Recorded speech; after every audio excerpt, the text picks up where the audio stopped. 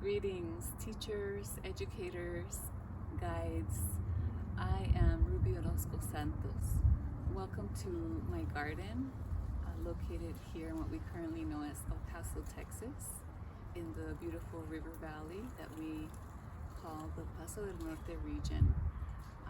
I want to send greetings to this land, to the water in the river, to the elements, to all that nourishes people here and has nourished people here for thousands of years, all kinds of different native nations who have lived and continue to live and be nourished by this abundant Chihuahuan desert. I am not from here originally. I grew up in central Mexico, and I've come to really love this ecosystem, including human beings in El Paso. And today I want to tell you about one of our members, Amaranth. And this lesson is an ancestral foods lesson developed for La Semilla Food Center's edible education program. And so it's likely that you have this activity book in your possession and for your students. This lesson is on page, let's see, what page is it? 55.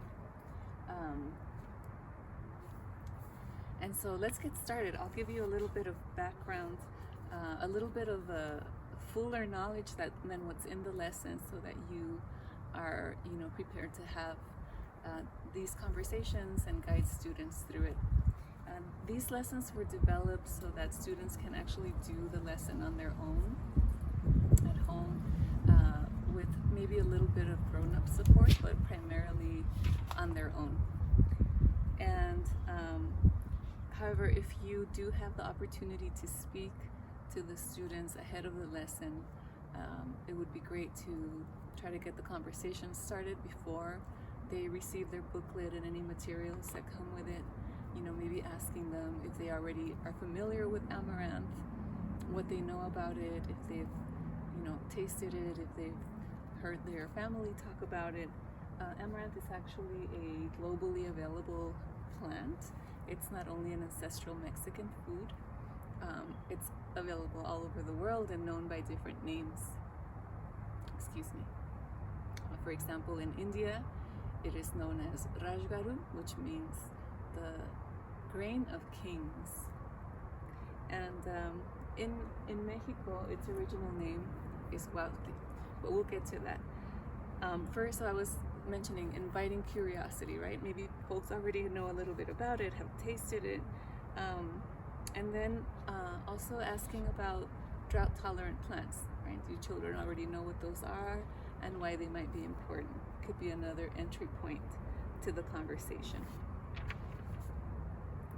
The objectives of this lesson are for children to be able to know Amaranth and even know its original name in Nahuatl, to learn and list one way that Amaranth is good for human bodies, and to compare the nutritional qualities of Amaranth to other foods. There's a section called Get Ready to Explore Amaranth, and that's where we start. Now, this section really is about ground rules and safety. So if we were working with fire or knives or anything like that, it would be addressed here.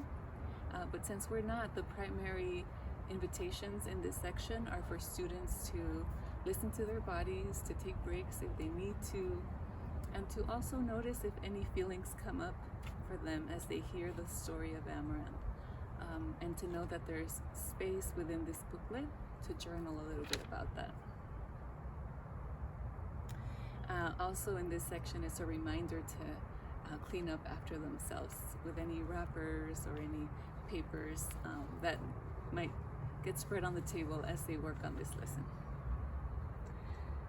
There's another section on that page called Amaranth and Me, and in that section, that's really our opportunity for a baseline assessment to see what children already might know about Amaranth, or if they know nothing, to write or draw what they would like to learn. And so the story of Amaranth, at least from a Mexican perspective, is that it was a traditional food of Mexican people, and pre-1492 it played a central role in the diet of Mexican people and indigenous people, Mexica people, I should say, and other indigenous nations all over Mexico. Its original name in Nahuatl is Huautli, and it was just as common as beans and corn, squash, tomatoes in that Mesoamerican diet. An everyday food, a food planted in home gardens, in community gardens, in farms. It's estimated that about 20,000 tons of amaranth were harvested in what is now Mexico prior to 1492. And the reason that amaranth is not as well known and its use not as widespread as tomatoes in Chile and all those other foods of the Mesoamerican diet is that it was made illegal in the 1500s during Spanish colonization.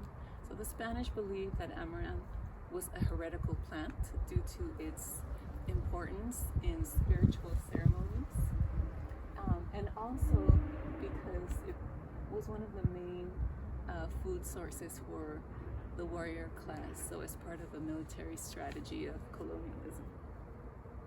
So in the 1500s, Hernán Cortés, Spanish colonizer, decided to burn all amaranth fields, or ordered the burning of all amaranth fields, and made the planting and possession of amaranth illegal. And so the penalty for being caught with amaranth seeds was mutilation, cutting off of the hands. The penalty for growing amaranth was death. And so, because I always say people want to live, we want to live. So because we want to live, people want to live. A lot of people stopped growing amaranth to not suffer such horrible consequences. And yet, just like with a lot of other banned plants, people continue to grow them in hiding and save the seeds.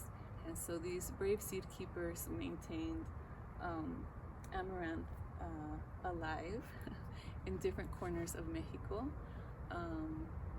And actually amaranth played a key role in nourishing the rural and agricultural communities who fought for Mexican independence from Spain in that war between 1810 and 1821, as well as during the Mexican Revolution between 1910 and 1917. Today, amaranth is recognized for its potential to alleviate hunger and malnourishment, as well as to provide economic security for people impacted by colonialism all over the world. So both the leaves and the seeds are edible and highly nutritious. Right now, we wouldn't want to eat the leaves, right? The leaves would be harvested or are harvested when the plant is younger, before the flower comes out. The leaves are nice and tender. They're really good. I really like to saute them with some garlic and soy sauce. You can add them to stews. You can also eat them raw if they're tender enough. But once the flower comes out, you leave the leaves alone and just let the flower get really bushy. Once it gets heavy with seeds, you'll notice you'll kind of shake the head and the seeds will pop out in your hand. And that's when you know you're ready to cut off the flower head. Make sure it's nice and dry. Put it in a paper bag, and then let it dry completely. And then there's all kinds of ways you can get the seeds out of the flower heads, and you can research and experiment with that. There's a lot of YouTube videos out there, and that's something that I'm still learning after 10 years of growing this plant. So the seeds can be used in porridges. They can be puffed, they can be ground. There's all kinds of ways to use amaranth. And so the leaves and seeds contain calcium and iron. The leaves are also a great source of magnesium, which helps the body absorb calcium. And amaranth also offers protein and folate. In the next part of this activity, in this lesson, the children will have an opportunity to compare different amounts of different nutrients protein, calcium, and iron in amaranth greens that are cooked, amaranth greens that are raw, and cooked amaranth grain. And they'll compare that with the content of those same nutrients in spinach, pinto beans, and non-fat milk. And these nutrients are all really helpful, right? Protein helps our bodies make healthy muscles.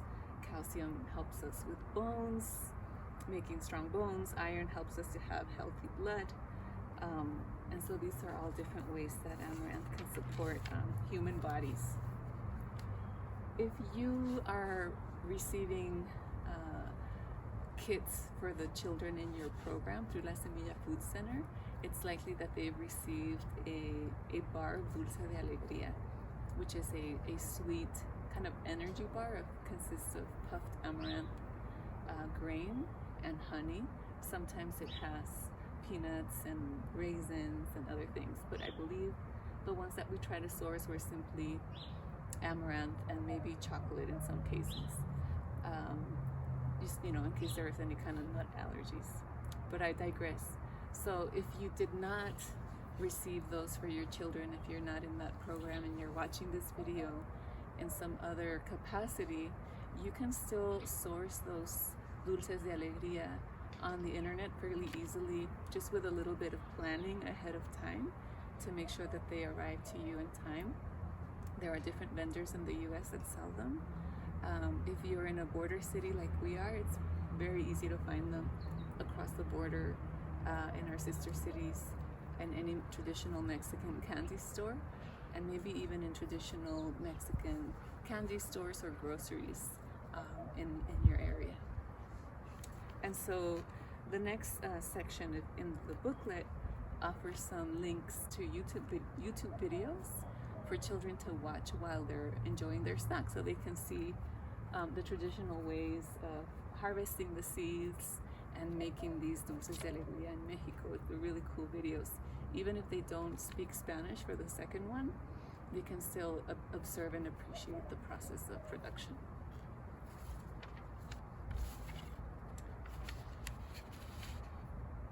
The next section is called Amazing Amaranth, and this is really an area where we're trying to assess if we met our learning objectives through the lesson with 3 questions.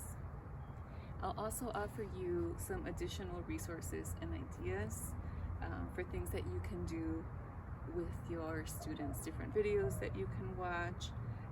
A lot of them are in Spanish, but one of them does have English subtitles.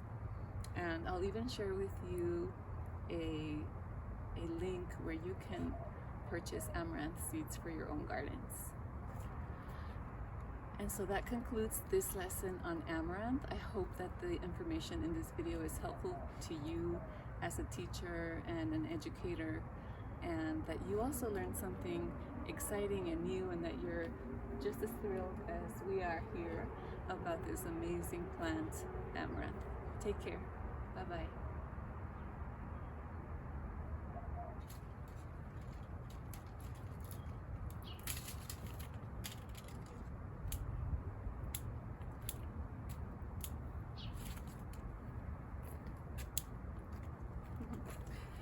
Thank you. Bye.